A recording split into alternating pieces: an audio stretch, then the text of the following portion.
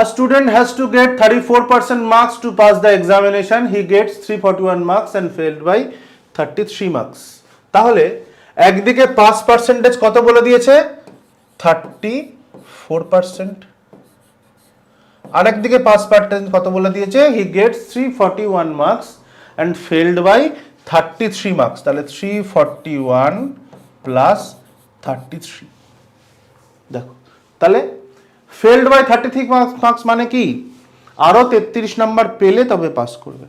তাহলে এটা মানে কি দাঁড়ালো 34% সমান সমান 3 আর 1 4, 4 আর 3 7, 34% মানে 374। কত গুণ 11 দিয়ে গুণ।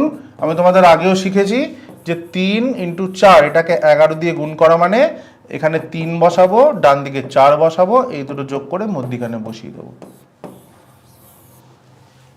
ঠিক 374 11 দিয়ে গুণ।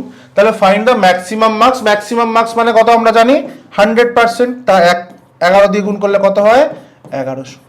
তাহলে ম্যাক্সিমাম মার্কস কত 1100, এই অঙ্কটার উত্তর। ইজি, কনসেপ্ট বোঝানোর জন্যই সোজা সোজা জিনিসগুলো তোমাদের আগে দিচ্ছি যাতে তোমরা ব্যাপারটা বুঝতে পারো। Next question.